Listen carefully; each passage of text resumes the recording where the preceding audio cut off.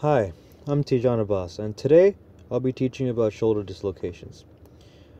I'll be covering the anatomy, the causes, the treatment, and ways to prevent a shoulder dislocation. So let's tackle these topics in complete depth. Out of all the joints in the body, the shoulder joint is the most flexible. There are three bones that make up this joint: the clavicle, the scapula, and the humerus. So what makes the shoulder so flexible? The fact is that there are actually two separate joints contained within the shoulder: the glenohumeral joint and the acromioclavicular joint. These two joints work together to create superior flexibility and motion of the shoulder. The round head of the humerus and the socket end of the scapula, scientifically known as the glenoid fossa, are what make up the glenohumeral joint. The socket that is contained within the glenoid fossa is very shallow. This is because the glenoid fossa is bone, and if it were to be deeper, it would restrict various forms of motion. So because of this, the joint is further reinforced with a ring of cartilage called the labrum. The labrum surrounds the glenoid fossa, creating a deeper socket for the round head of the humerus to fit in without sacrificing flexibility. The four muscles of the rotator cuff surround the head of the humerus as extra reinforcement, so not only do they provide motion, but the muscles also prevent the shoulder from dislocating easily.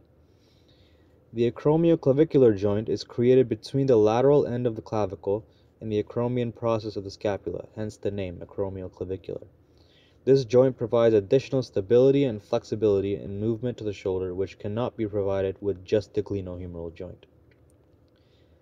90 to 95% of shoulder dislocations that occur are one of either a subcoracoid dislocation or a subglenoid dislocation.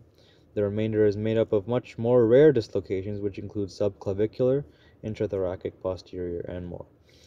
In a subcoracoid dislocation, the head of the humerus shifts to a position which is anterior and medial to the glenoid fossa, and this is the most common form of dislocation.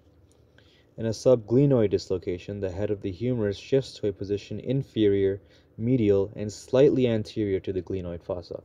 This is the second most common form of dislocation. Shoulder dislocation can be a common injury when it comes to contact sports such as rugby and hockey, or sports which have a risk of a dangerous fall, such as gymnastics or snowboarding. A great example of an athlete that experienced shoulder dislocation in sports is Earl Thomas III, who plays for the Seattle Seahawks in the NFL. In the championship game between the Seahawks and Packers at the end of the 2014 to 2015 season, Earl dislocated his left shoulder and tore his labrum while performing a tackle on a Green Bay Packer. But we'll be covering more on this topic later on.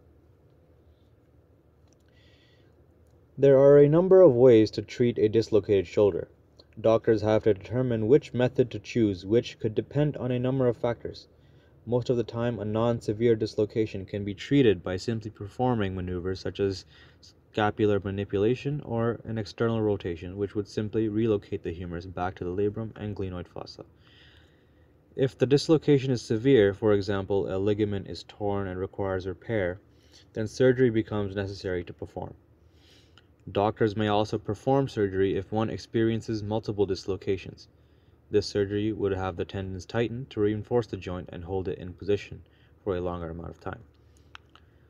When Earl Thomas's dislocation was first discovered, the medical team on the sideline thought it was a simple dislocation, so they performed a simple maneuver to pop the bone back into place, and in no time at all, Earl Thomas was back on the field, performing as if nothing happened.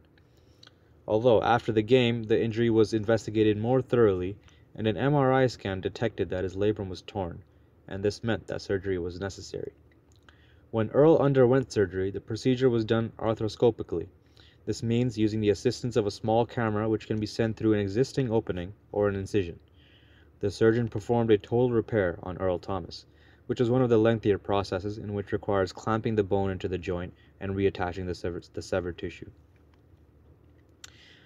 Although it is vital for an athlete who plays a contact sport, it is also beneficial to everyone to exercise and take the correct precautions to help minimize the risk of a shoulder dislocation. Effective exercises to prevent shoulder dislocations include shrugs, lateral raises, and push-ups. A simple workout plan incorporating these exercises will help you reduce the risk of a shoulder dislocation. The end.